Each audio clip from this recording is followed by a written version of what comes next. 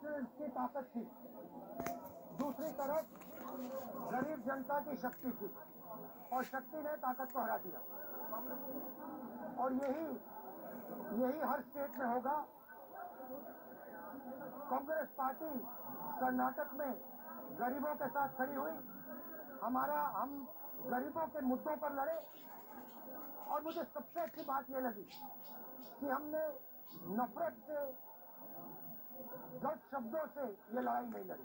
हमने मोहब्बत से, प्यार से, दिल खोल के ये लड़ाई लड़ी। और कर्नाटक की जनता ने हमें दिखाया कि ये देश मोहब्बत इस देश को अच्छी लगती है।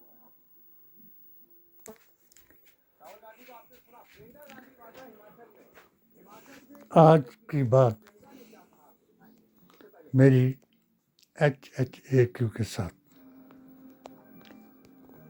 सबसे पहले तो मैं भारतीय संविधान, कुरान और नबी की जुबान से लिखे जात, जमात और धर्म के नाम पर अधर्म करने वालों के खिलाफ 16 फतवे और 2 विंगों में कर्नाटक में 2 पक्ष बन गए। मोटा मोटी में ये बाबा रामदेव की बात है।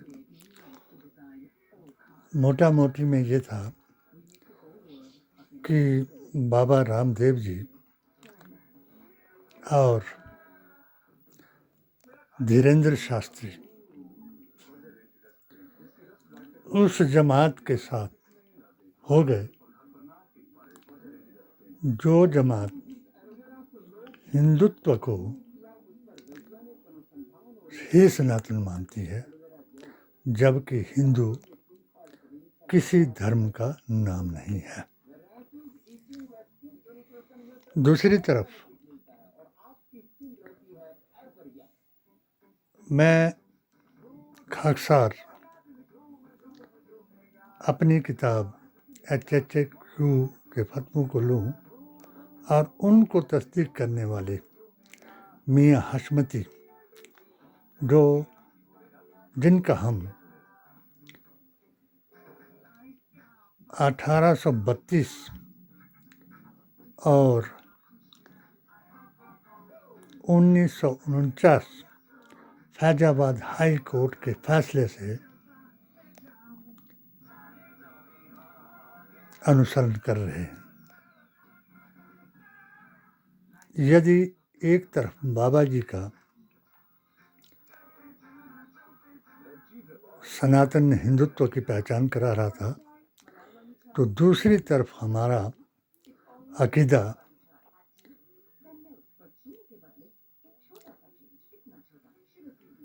ऑल इंडिया सूफी संत जमात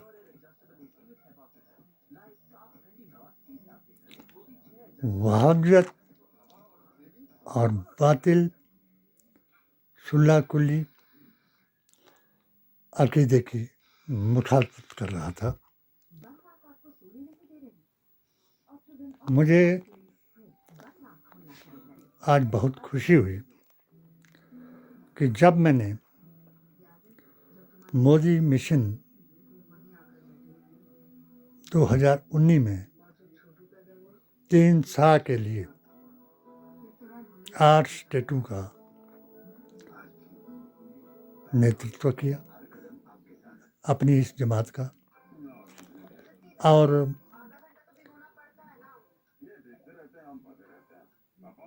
भारतीय संस्कृति की 2 आँखें सनातन और इस्लाम को मानकर मैं उग्रवादियों, आतंकवादियों, अलगाववादियों के बीच में भी गया और उनके बीच में जा कर के मैंने उनको वो बात याद दिलाई कि जब शेर कश्मीर शेख अब्दुल्ला ने अकीदे के नाम पर ही राजा हरि सिंह का साथ दिया था, क्योंकि जिन्ना को जब शेर कश्मीर के बारे में लोगों ने बताया कि उनको अपने साथ जोड़ लो तो कश्मीर जो है हमारा हो जाएगा। जिन्ना का जवाब मुझे आज भी याद है और उसी पर मैं फतवे लिख रहा हूँ, उसी पर मैंने किताबें लिखी। उसने कहा कि ये एक जमात का व्यक्ति है और मैं सभी मुसलमानों की जमातों का नेतृत्व करता हूँ। हजूर अकरम सल्लल्लाहु अलैहि वसल्लम ने भी कहा कि बाकी उम्मतें 72 फिरकों में बढ़ जाएंगी और मेरी 73 में बढ़ जाएगी। और अस्हाबे करीमा ने भी पूछा कि वो कौन सी जमात है जो 73 में बढ़ कर के एक फिरका जो हक पर होगा, वो कौन है? हजूर ने फरमाया वो मेरा मुनकिर है। इसी तरह महाभारत के युद्ध में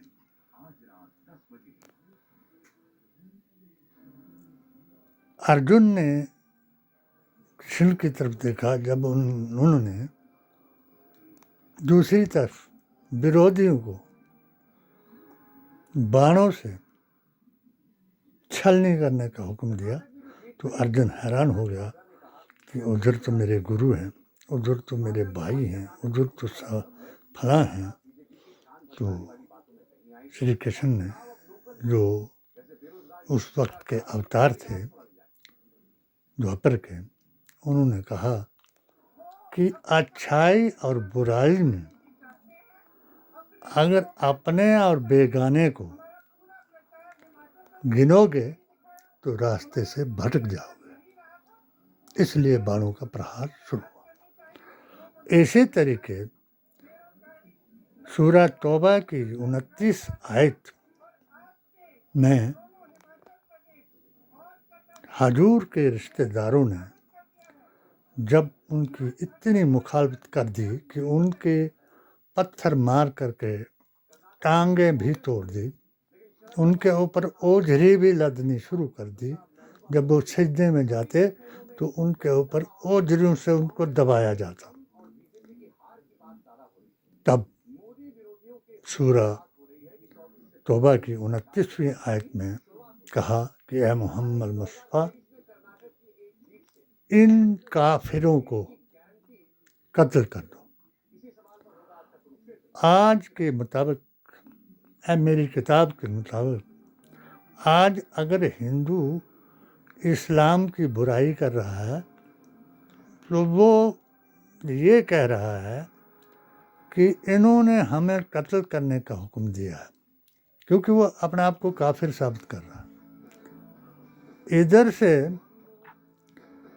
जिन काफिरों के बारे में ये आयत उतरी, आज वो काफिर अगर कोई लीडर बन जाता है या ओहदेदार बन जाता है और ओहदे और पैसे के लिए वो सब कुछ करता है और अपने आप को मुसलमान बताता है और इस आयत को हिंदू, जबकि जो इस्लाम का अर्थ है वो है अपने आप को उस सर्वशक्तिमान की तरफ समर्पित करना और उसकी वैधानियत को बयान करना। दूसरी तरफ सनातन का अर्थ है, सना में होता है उस परमेश्वर की तारीफ करना, प्रशंसा करना और उसके तरफ अपने तन का, सना और तन का समर्पण करना, इन दोनों का अर्थ एक ही है। तो इसलिए मैं कर्नाटक के चुनाव में मैंने जिस वक्त JNK से मैं वापस आया तो धर्म परिवर्तन के मामले पर मेरी सभी बातों को वेदांती जी महाराज ने, सभी फतवों को वेदांती जी महाराज ने बाबरी मस्जिद के ऊपर, अदालतों ने,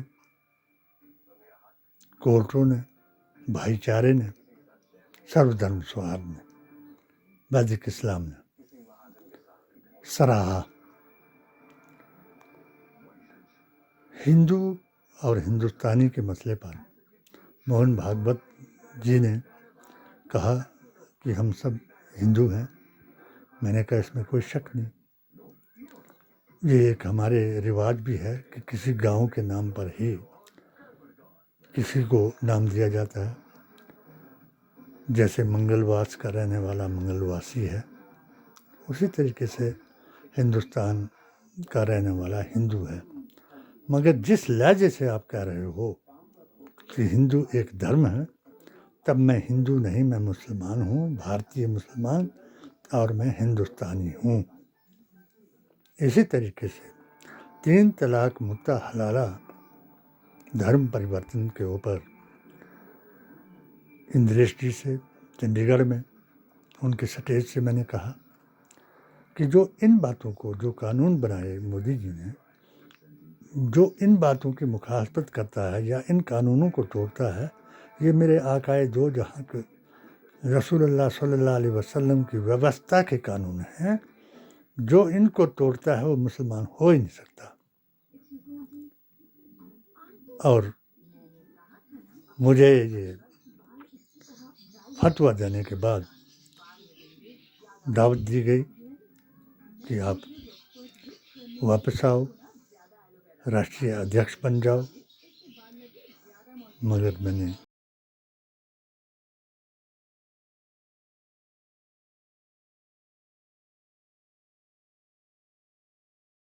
अपने आप को जुदा कर लिया और भारत जोड़ो यात्रा में जुड़ करके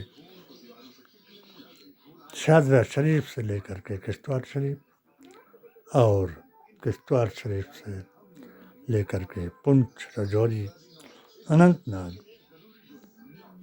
का दौरा किया और उसमें हजूर अकरम सल्लल्लाहु अलैहि वसल्लम के जो 10वें अध्याय में वो बात कही, क्योंकि मैं सभी किताबों के संग्रह को कुरान मानता हूँ और ये साबित भी कर सकता हूँ नबील करीम रहमतुल्लाह लिल आलमीन है, मुस्लिमीन नहीं। और कुरान जो है मुसलमानों की किताब नहीं, वो ज़ालिकल किताबुल ला रैब हुद्दल लिल मुत्तकीन, परहेज़गारों की किताब है। इसी पर मैंने अपने आप को बातिल, वहाबी, नज़दी, यजीदी अकीदा से जुदा किया और इन लोगों ने मेरे ऊपर मॉब लिंचिंग, टारगेट किलिंग और ऐसी बातों का फतवा आयद कर दिया। मुझे आज बहुत खुशी हुई कि जिस वक्त मैं भारत जोड़ो यात्रा से जुड़ा तो मैंने हिमाचल प्रदेश की रानी साहिबा और सुखविंदर सिंह सुक्खू जी को एक फार्मूला दिया 40 बराबर 40 जमा 20 का। आज मैं कर्नाटक में भी उसी फार्मूले की जीत मानता हूँ और हिमाचल में भी उसी फार्मूले ने जीता। यानी जिनका धर्म पाखंड है, उनके ऊपर जिनका धर्म असली है, उनकी फतह होना ये ज़रूरी है। इस फार्मूले में 40 बराबर 40। अगर हिंदू राष्ट्र बनाने की बात करते हैं तो सबसे ज़्यादा अगर हिंदू लोग सनातनी लोग हिमाचल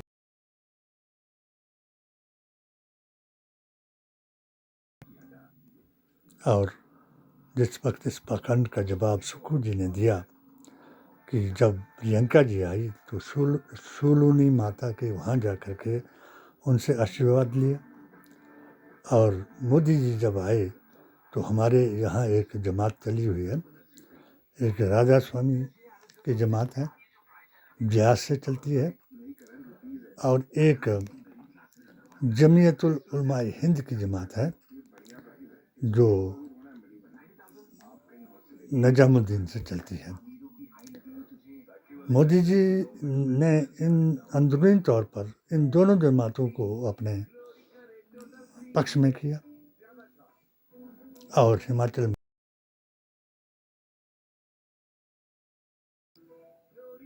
फार्मूले से 40 बराबर 40 में ठाकुर साहब ने बांट दिया लोगों को, और प्रियंका जी ने बांट दिया लोगों को, यानी 40 हिंदू एक तरफ हो गया, 40 दूसरी तरफ हो गया, और जो दलित वर्ग, पिछड़ा वर्ग, अहले सुन्नत वल जमायत का मुसलमान जो था, बच्चा जो था वो सुक्खू जी के साथ हो गया, जिसका परिणाम हमने 100% वोट दे करके कांग्रेस को इंदौरा की सीट को जीता, जहां मेरा भी आवास है, माजरा में, जहाँ से मैंने मोदी मिशन का के 3 साल का आगाज किया था, और आज वहाँ से ही हमने जवाब दिया।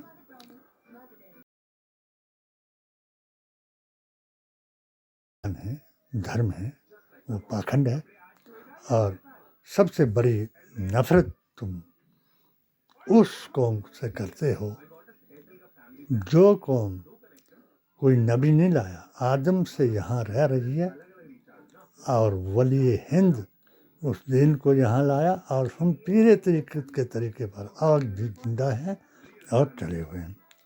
मैंने मजाक में इनको कह दिया,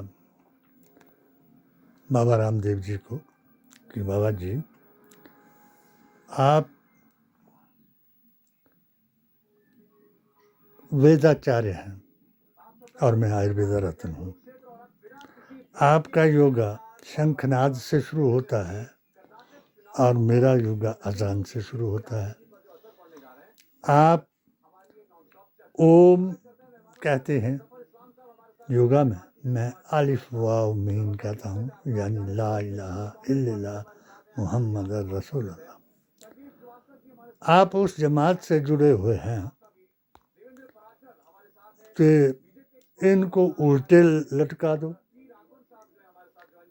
मिट्टी में मिला दो, और मैं उस जमात हूँ कि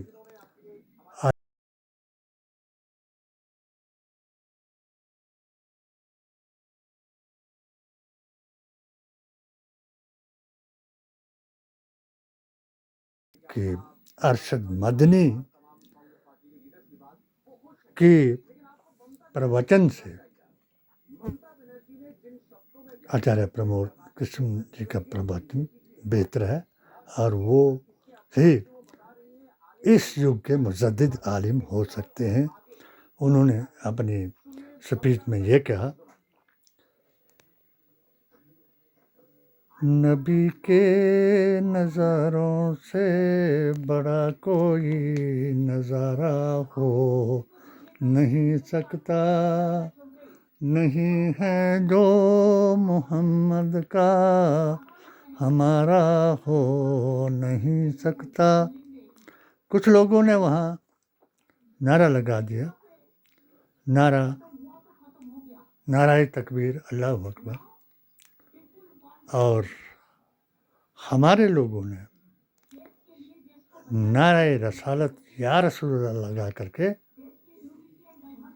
आचार्य प्रमोद कृष्ण जी को फूलों की माला से सजा दिया। और मेरा यही अभियान आगे चलता गया। उस परम गुरु परमेश्वर ने हिमाचल में फतह दी।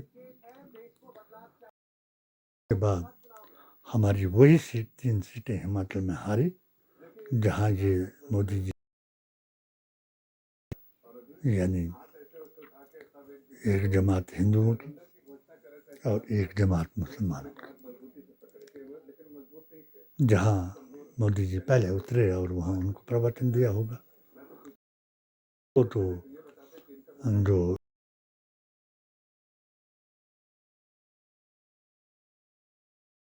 उनका आ गया था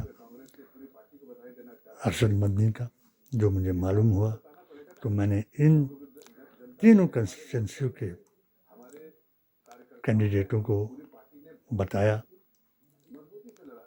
तुरा, डलहौजी और नूरपुर में, मगर इन बेचारों को ना मेरा फार्मूला समझाया और इनके साथ ही उनको लगाया, इनके स्टेज पर उनको चढ़ाया जो इनको हराना चाहते थे। ये मैं दावे से कह सकता हूँ। और मैंने सुखविंदर सिंह सुक्खू जी को जीतने के बाद मुबारकबाद में भी यही लिखा था कि हमारे एक सूत्रीय कार्यक्रम, एक सूत्रीय प्रस्ताव को जिस तरीके से अमित शाह जी ने तोड़ा, मोदी जी ने तोड़ा, उस तरीके से नहीं तोड़ेंगे। हमारा प्रस्ताव था कि मुस्लिम तंजीमों का अध्यक्ष बदअकीदा मुसलमान को ना बनाया जाए। अभी तक हमारी बात को यहाँ माना गया। उसके बाद गुजरात में जिस वक्त हमारे अकाबिर ने, हमारे अकीदे के लोगों ने देखा कि वहाँ कांग्रेस की बजाय केजरीवाल का पलड़ा भारी था, तो हमने वहाँ भी इन धर्म के नाम पर अधर्म करने वालों के खिलाफ एक मुहिम चलाई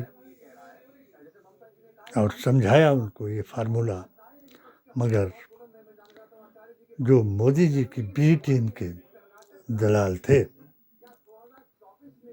वो समझ नहीं पाए और उन्होंने मुसलमानों को वोट कटुआ बता करके आपको हरा दिया। इसके बाद जब कर्नाटक की बात आई तो मैंने अरशद मदनी, महबूब मदनी और अपने अकाबिर जो मेरे हैं मियाँ हशमती, उन सब से यूट्यूब पर, फेसबुक पर उनके बयान सबको सुनाए कि अगर मुसलमान भारतीय संविधान, कुरान और नबी के फरमान के मुताबिक भारत में रहना चाहता है तो वो संविधान को आगे ला करके उसमें दिए गए अधिकारों के लिए अपनी लड़ाई शुरू रखे और उस लड़ाई को जीतने के लिए भारतवर्ष में अभी कोई दूसरी जमात कांग्रेस के अलावा नहीं है, इसलिए इस फार्मूले को कांग्रेस के लिए वो किया जाए। आज मैंने मुबारकबाद तो मैं 10-15 दिन पहले दे चुका था, तो आज की मैं एक सुझाव दिया। उम्मीद है कि मेरे सुझाव को पूरे भारत का हिंदू मुसलमान जो वैदिक इस्लाम की शान को जानता है वो अनुसरण करें। मेरी मुबारकबाद में सबसे पहली मुबारकबाद कि राहुल गांधी को महात्मा गांधी बनाया जाए, प्रियंका को प्रधान बनाया जाए और कन्हैया कुमार और इमरान प्रतापगढ़ी को वक्ता और प्रवक्ता बनाया जाए। इसके अलावा कपिल सिब्बल को कानूनी सलाहकार और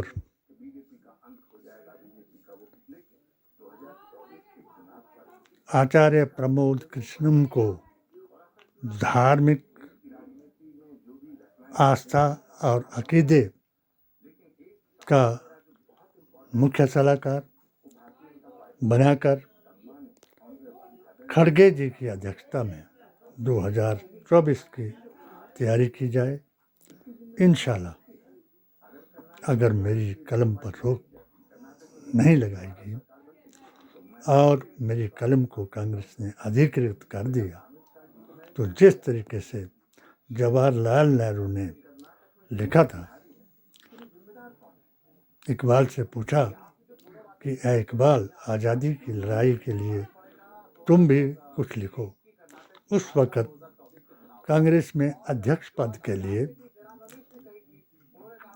हिंदुत्व के नाम पर ही ये छिड़ा गया था, जिस युद्ध को महात्मा गांधी ने शांत करने के लिए बहुत कुछ किया।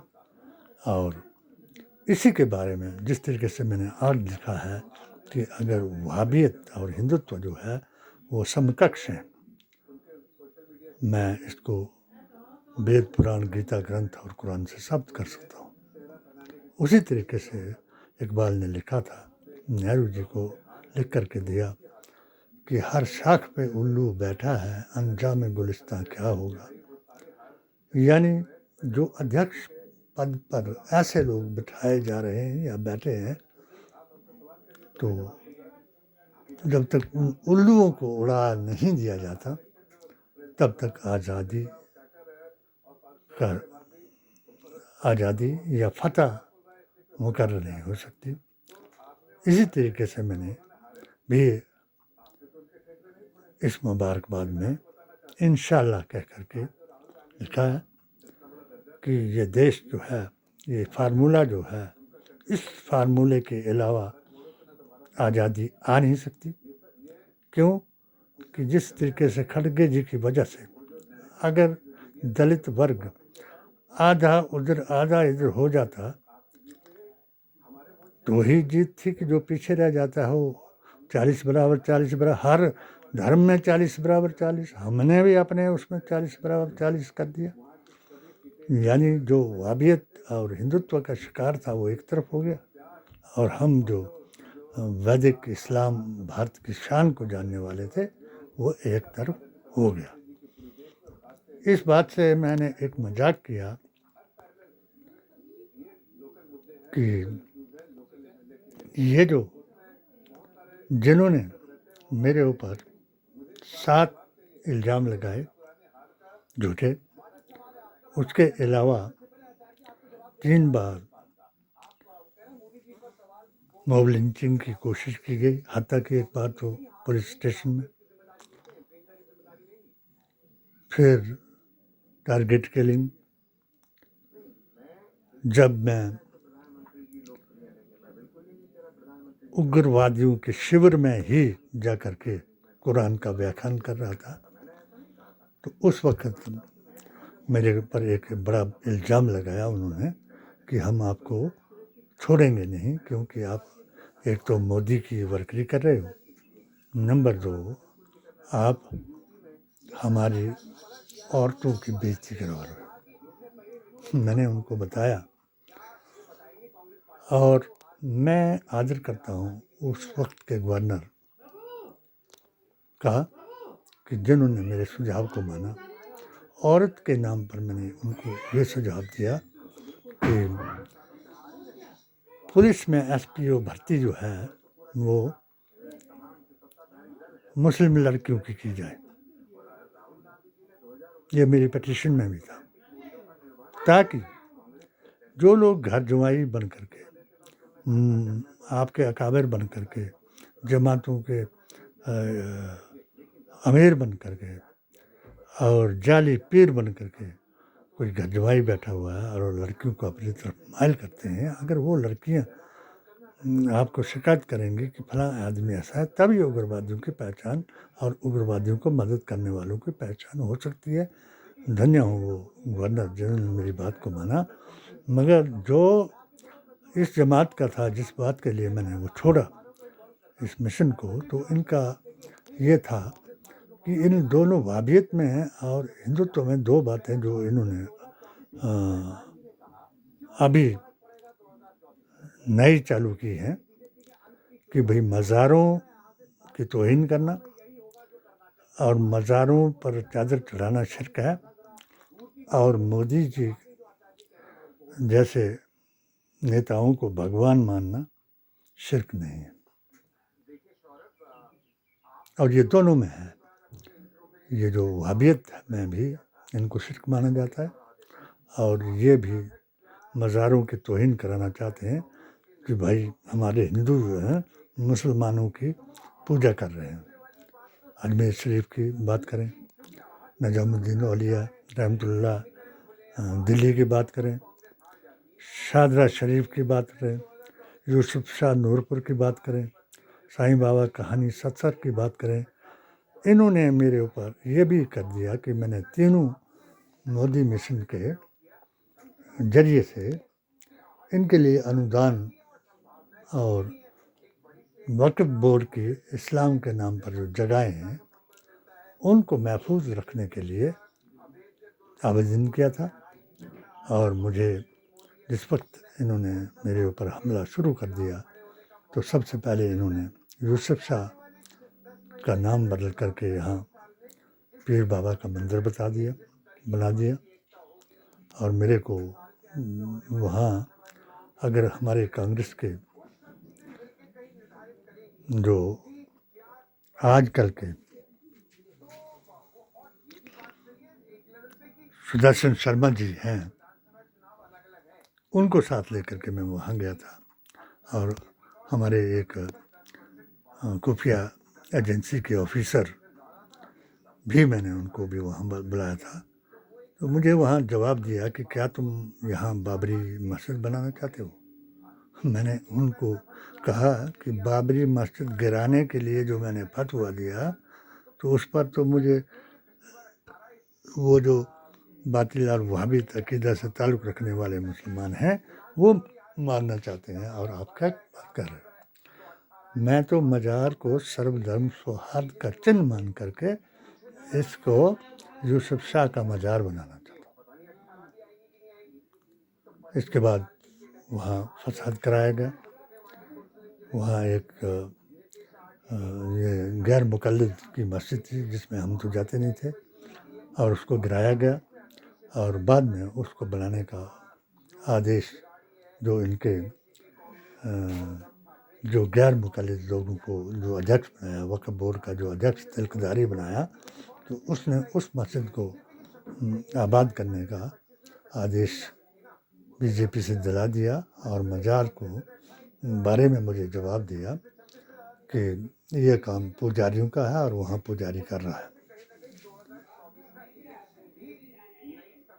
मैं इन सब बातों को कंक्लूड करके एक ही बात कांग्रेस को सुझाव दूंगा कि ये मुल्क जो है इसमें दीन इस्लाम आदम से लेकर के मोहम्मद मुस्तफ़ा पर मुकम्मल हुआ, और वहाँ से कोई नबी यहाँ नहीं आया। ये वली हिंद पीर तरीक़त का लाया हुआ दीन है। इसकी तौहीन करने वालों के ऊपर बैन लगाया जाए। और अभी तो इन्हीं की सरकार है जिस सरकार में गोडसेवादियों को पूजा जाता है और गांधीवादियों को वो किया जाता है, वाबियों को गले से लगाया जाता है, और वलियों के जो खाकसार हैं जिनको गिराने के लिए या मरवाने के लिए साजिशें रची जाती हैं। तो इसके लिए मैंने अपने माननीय मुख्यमंत्री से भी निवेदन किया है, और इसी तरीके से मैं मुबारकबाद के साथ कर्नाटक में भी जो मुख्यमंत्री बनेंगे उनसे निवेदन करूंगा कि इसकी खुफिया जांच करवाई जाए कि ये लोग जो हमको नीचा दिखाना चाहते हैं और ये जो बीजेपी के दलाल बन करके हमारे दीन ईमान को बिकवाना चाहते हैं, इनकी सीबीआई जांच करवाई जाए ताकि हमारी टीम जो है पूरे भारतवर्ष में कार्यरत है और हमने ऐद किया है कि अगर हमारी गर्दनें भी चली जाएं तो हम बातिल को अपने ऊपर गालिब नहीं होने देंगे और हम उसी इमाम हुसैन की बात को कह करके इस बात के लिए तैयार हैं कि ना अहल की इक्तदा ना अहल की इक्तदा सर सजदे में कटा दिया, किसको कहते हैं अकीदा शेख, ये हमें इमाम हुसैन ने बता दिया। तो मैं फिर दोबारा मुबारकबाद दूंगा और ये दरख्वास्त भी करूंगा कि हमारी टीम को, हम नहीं चाहते कि हमको कोई पुलिस संरक्षण दिया जाए, क्योंकि मैं जहाँ खुदा की मेहरबानी से अपने वली अल्लाह के साए से मैं पदरी जोत पर उग्रवादियों के अड्डे पर भी 10 बच्चों को मैंने वहाँ से मुख्य धारा से मैं जोड़ा, जिनमें से आज वो बीजेपी की टिकट पर उसमें हैं, कोई अध्यक्ष है, कोई एमएलए है और कोई चेयरमैन है। हम हर जगह जा कर के जिन लोगों ने 3 साल के लिए सबका साथ सबका विकास और सबका साथ के लिए जब मुझे झटका लगा तो मैं उन लोगों को वापस लाने के लिए हमारा प्रयत्न रहा और इंशाल्लाह हमने जहाँ भी, जैसे कर्नाटक में उनको वापस लाया, हिमाचल में वो वापस नहीं आए और ना ही हमें ज़रूरत थी, क्योंकि ये हिंदू बहुल इलाका था, यहाँ हमें ज़रूरत 40 बराबर 40 की थी और हम 20 चुपचाप बैठे हुए थे और जो स्टैंप लगाने तक या वो बटन दबाने तक हम खामोश रहे। इसी तरीके से हमारा अभियान जो है पूरे देश में चला हुआ है। मैं खड़गे जी को मुबारकबाद भी दूंगा और ये भी ज़रूर कहूँगा कि हम संरक्षण की बात नहीं करते, सहयोग की ज़रूर बात करते हैं। हम ये बात नहीं करते कि हमें कोई पैसा दिया जाए, हमें फला किया जाए, मगर ये बात ज़रूर कर सकते हैं कि जहाँ तक हमारी अप्रोच ना हो तो वहाँ तक हमारे लोगों को पहुँचने में सहायता दी जाए और हमारी बात को वेद पुराण गीता ग्रंथ और कुरान के मुताबिक तस्दीक करवाया जाए। जो लोग कह रहे हैं कि मुद्दों के ऊपर कर्नाटक में इलेक्शन जीता, कोई मुद्दे पर इलेक्शन कर्नाटक में नहीं हुआ। जिस वक्त वहाँ हमारी इस वैदिक इस्लाम की जमात ने इस बात का जवाब दिया, जिस वक्त वहाँ एक सबसे बड़ा मोर्चा खोल दिया था अमित शाह जी ने, क्योंकि ये खोलते हैं, जाटों का मोर्चा खोला था इन्होंने यूपी में, इधर ब्राह्मणों का मोर्चा टीपू सुल्तान के नाम पर खोल दिया और बजरंग बली का नारा लगा दिया, बजरंगी का नारा मोदी जी ने लगा दिया। तो हमने भी इनको बता दिया कि तुम्हारे पास वो बजरंगी है जिसका तुम नारा लगा रहे हो, वो इश्तिहारों में, जो हमारे शास्त्री जी के इश्तिहारों में जिसका नाम अली है, तो हमारे पास भी वो बजरंग बली है जो राम के साथ था और वो अली है जो हजरत मोहम्मद मुस्तफ़ा के साथ था। इस बात से हमने चुनाव जीता है वहाँ। क्यों कि इनके पास दूसरी बात कोई करने के लिए नहीं रही थी। जब वे आखिरी बात कर ब्राह्मणों का जिक्र किया, ब्राह्मणों के कत्ल का जिक्र किया, और मुसलमानों को ये भी कह दिया कि अगर मुसलमान हमें वोट नहीं भी देंगे तो उनके वोट की हमें ज़रूरत नहीं है और पास वोट देने की ज़रूरत करी। मुझे शर्म से आती है बात कि जब रूबिया को शास्त्री जी ने, धीरेन्द्र शास्त्री ने कहा कि जिनको ज़्यादा खारिश हो रही है तो वो ट्यूब खरीद ले, और जिनको बुरा लग रहा है कि हिंदू राष्ट्र नहीं बनना चाहिए तो वो पास वोट दे ले। मैं यकीन दिलाता हूँ, मुझे पक्का विश्वास है कि ये मुल्क जो है ये सर्वधर्म सौहार्द की वाटिका है। अगर 2024 में कांग्रेस सत्ता में आती है और आएगी भी, अगर हमारे फार्मूले को इन्होंने यथार्थ सहयोग किया तो ये हिंदू राष्ट्र तो नहीं बन सकेगा मगर अखंड भारत जरूर बन जाएगा। आज हमारे अहले बैत मुसलमान पाकिस्तान से भी हिंदुस्तान में की बात कर रहा है, कश्मीर में कर रहा है, अफ़गानिस्तान में कर रहा है और हर मुल्क में, अरब व ईरान में कर रहा है कि हम अपने आकाए दो जहां रसूलुल्लाह के तरीके पर, उनकी व्यवस्था के अनुसार अपनी ज़िंदगी के वक्त को जिए और क़यामत का इंतज़ार करें। और क़यामत तब तक नहीं आएगी जब तक इन मेरे फतवों के ऊपर यकीन करने वाला एक भी आदमी दुनिया में ज़िंदा रहेगा। आमीन सुमा आमीन। जय भारत, जय हिंद।